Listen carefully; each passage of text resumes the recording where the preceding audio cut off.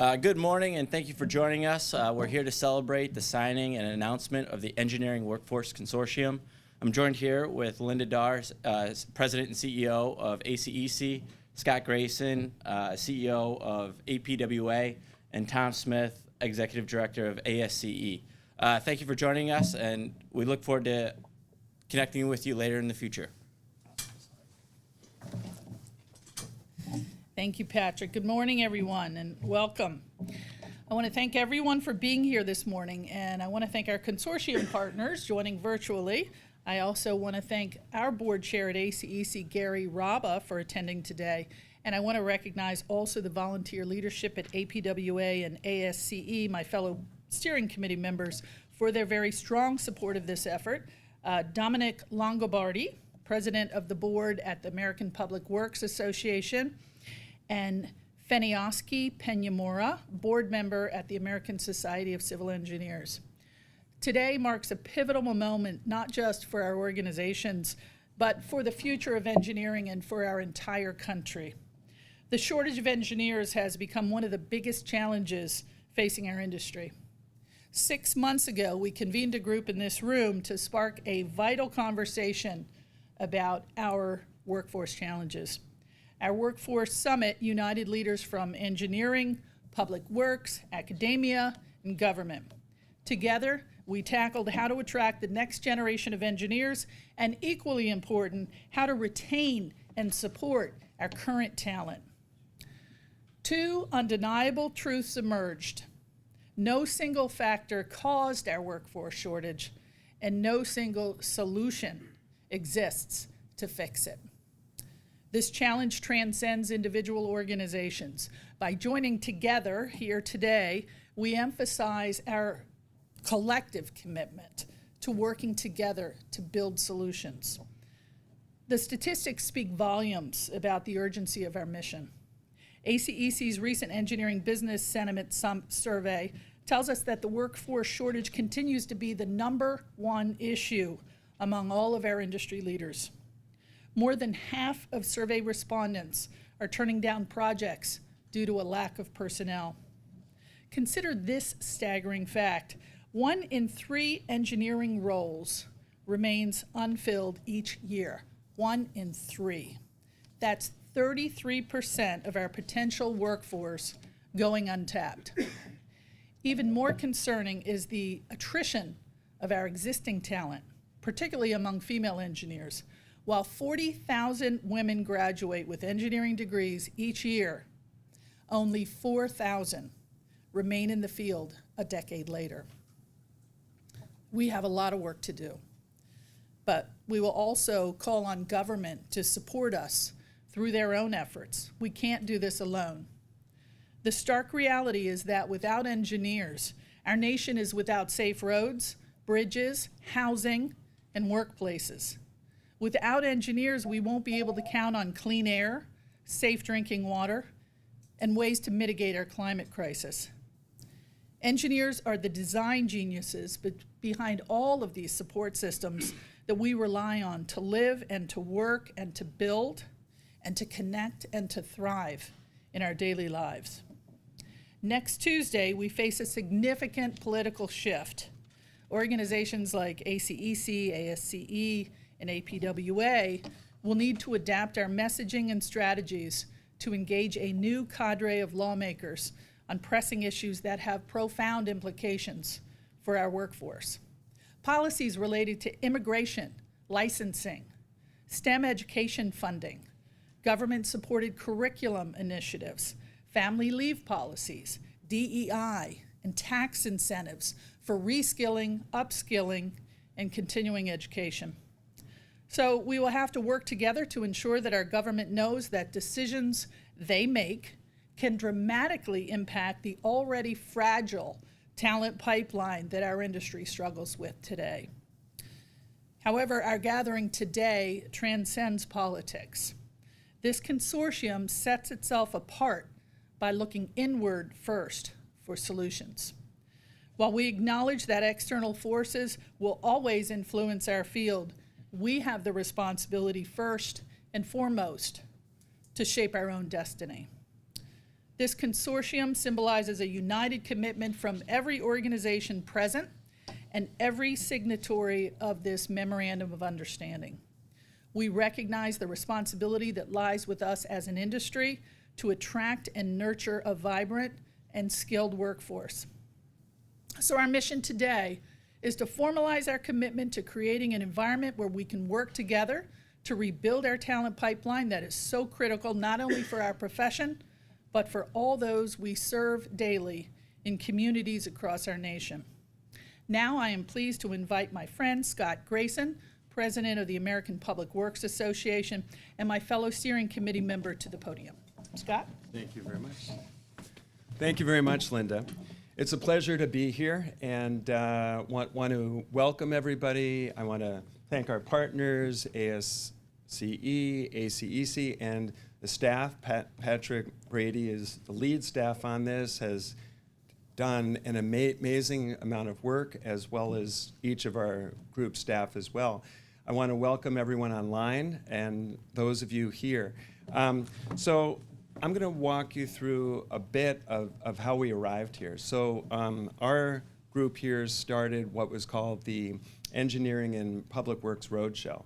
And that really stemmed out of a discussion that we had, which was we provide a lot of great awards to infrastructure projects within each of our associations, but it's the same audiences, and we wanted to bring it out on the road and show the public that there are really great partnerships between public and private.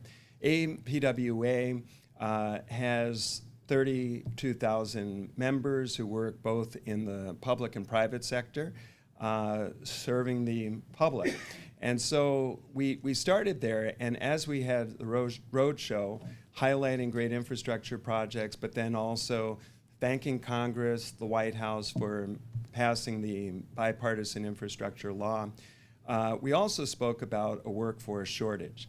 And just before the law passed, APWA was speaking with the White House. We said we're excited, we're behind passage of the bill. We were excited about the $1.2 trillion in spending. We said, I said, I'm sure you know this, but there's a major supply chain shortage right now and also a workforce shortage. And it's great that we'll have all of this money, but it's a perfect storm. We also said, I mean, as a group, that we'll figure it out. And so we're here. We held our workforce summit. All of you, a lot of you and others were here. We brainstormed. We had breakout sessions. We had what's called hackathons. And so many amazing ideas emerged, which culminated into the MOU that we'll sign. And it's really about reaching out to students, looking at our educational system, and attracting new workers as well.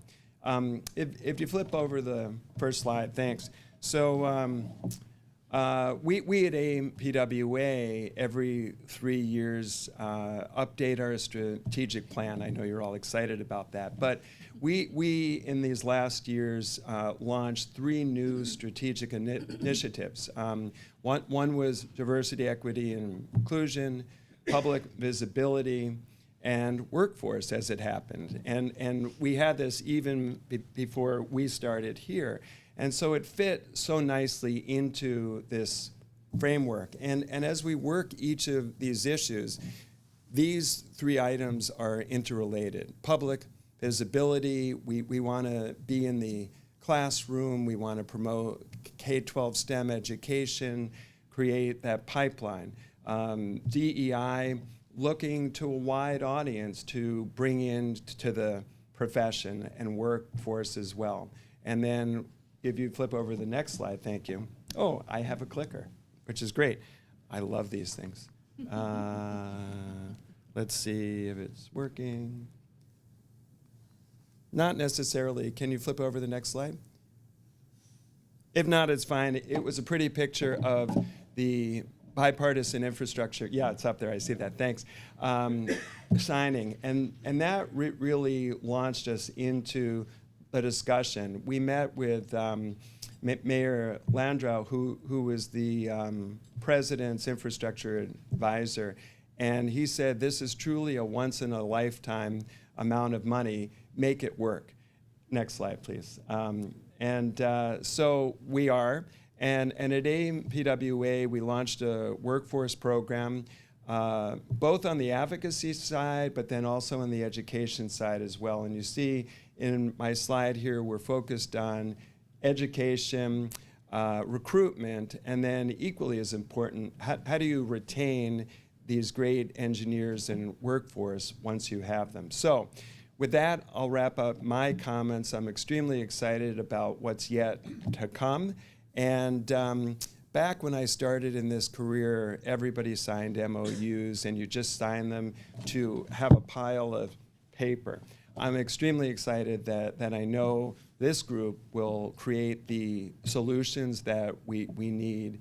It's a lot like moonshot thinking. If we have a group of great organizations and great people in one room, it's amazing what we'll ultimately accomplish. Thank you. With that, Tom Smith. Thanks very much, Scott. Good morning, everybody. Greetings. I'm Tom Smith with the American Society of Civil Engineers. It's a great pleasure to be here with you all. I think ASC's worked kind of individually in different groups with a lot of the folks here in the room. Last night, Monica and Sandy and I were talking about EJCDC contract documents. That's NSPE and ACEC. Of course, Linda and Scott and I worked on Envision rating tools, the Institute for Sustainable Infrastructure. That was a big initiative that's still being utilized throughout the country and throughout the globe on sustainable projects. We're all finding that we're working on workforce issues together. We also, by the way, worked very hard, as Scott referenced, on the bipartisan infrastructure law. That was something that we all collaborated on, and many of us had representatives on that White House lawn when that was signed. But when we realized then we're working on these workforce issues, can we do something better, more together? And kudos, thank you, Linda and ACEC, for your leadership in helping to bring this together, and Patrick and Jeff and Scott with APWA. It's been a pleasure to work with your team to really drive this, because this is something I think that all of us are facing, the country is facing. We're also finding it in other countries as well, by the way. I spent yesterday with the International Trade Commission at a roundtable on workforce. There with Microsoft and LinkedIn, American Bar Association. There was probably two dozen associations or organizations all collaborating on workforce issues with the commissioners for the Trade Commission. Similarly here, and I mentioned to them about our Engineering Workforce Commission. They were delighted to hear about this because they know how important engineering is to the future of this country and to the future of the planet. Everything that we are doing is going to be absolutely critical to the success of the United States, but also to the success of future generations. So we take that very seriously. We know how important engineering is to our future.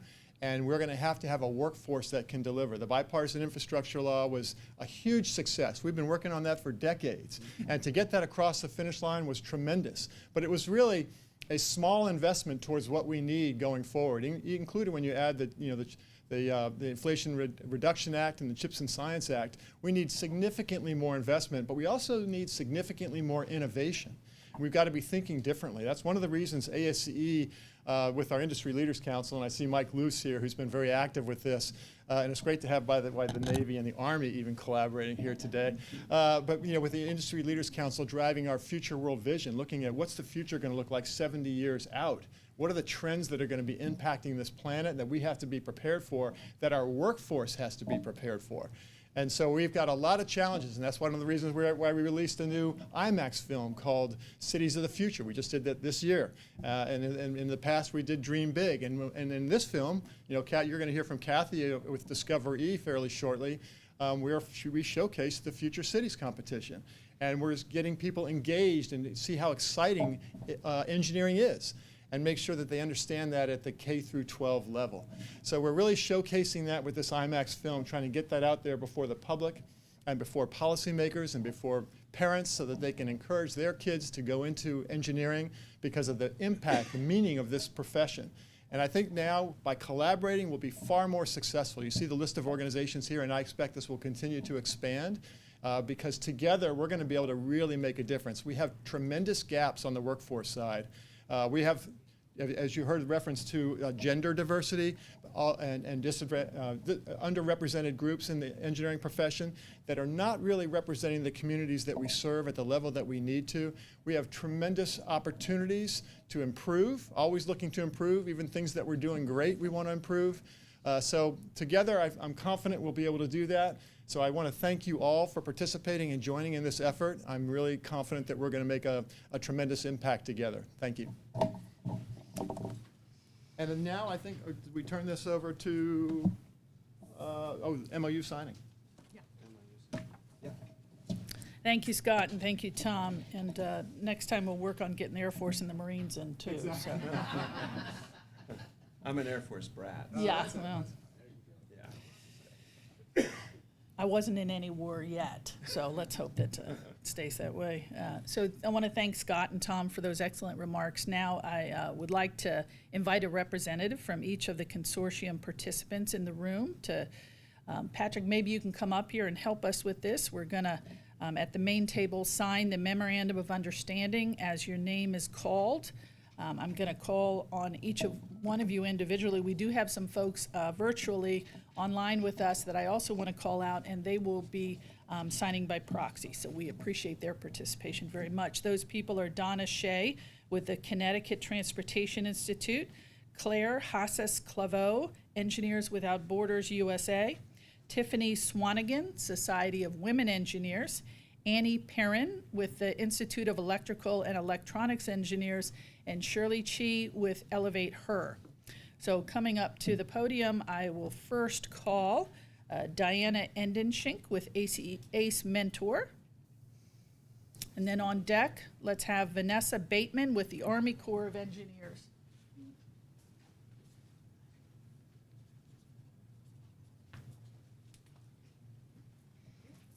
Thank you, Diana. Next up, we have Kathy Renzetti, who doesn't have to move far because she's right next door with Discover E. And then on deck, we have Colleen Egan with the Institute of Transportation Engineers. And Colleen, tell me if I said it the wrong way.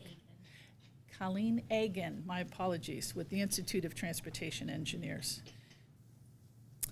On deck, we have Michael Luce with the National Academy of Construction.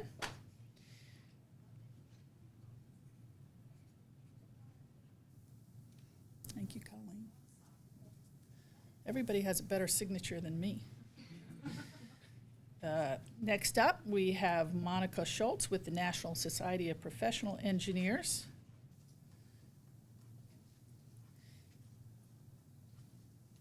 Thank you, Mike.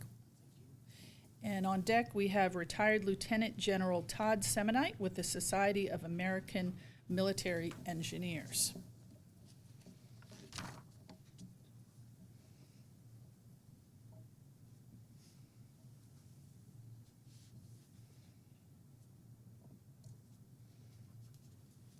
Thank you, sir.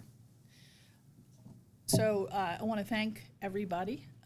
I, for one, am I got a few chills because I'm just so excited with all the people we see on the screen behind us and the fact that everyone together is making this commitment. We all hear from our members almost every day about this enormous challenge that we're all facing. And we all were working on it, but together we're going to make such a huge difference, and we're going to make it in our lifetimes, and that's what it needs to be done. So congratulations to everybody for being a part of it. Thank you very much. Now the real work begins. So to close our event, I'm going to call to the podium Kathy Renzetti from Discover Engineering, and then after that, we're going to have some individual videos done, and we're going to be able to push this out to the world. So Kathy, thank you. Thank you. So I'm Kathy Renzetti. I'm the CEO of Discover Engineering, and many of you know us from Engineers Week and Introduce the Girl to Engineering, and Tom mentioned Future City. And I was asked to present the close. So I do want to thank each and every one of you for being a part of this pivotal gathering.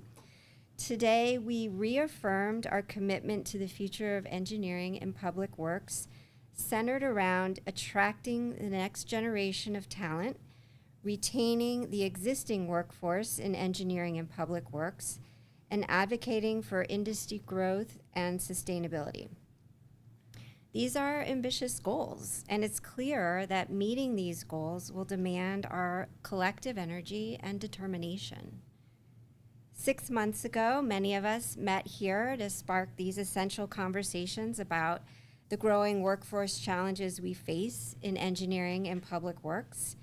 And through our summit, we identified the complexities and the urgency of addressing these shortages, which remain among the most pressing issues confronting our country. The statistics shared this morning by Linda and Tom underscore this urgency, and they reinforce why we must work together to overcome these challenges. But perhaps most importantly, today we formalized our commitment to cultivating a welcoming and supportive environment for both new and experienced engineers. We are at a turning point where every action we take now will shape the resilience and the success of our industry in the decades to come. Thank you for your engagement and your dedication. Let us leave here today ready to act decisively and collaboratively to build the future of engineering and public works, one that is stronger, more innovative, and more inclusive.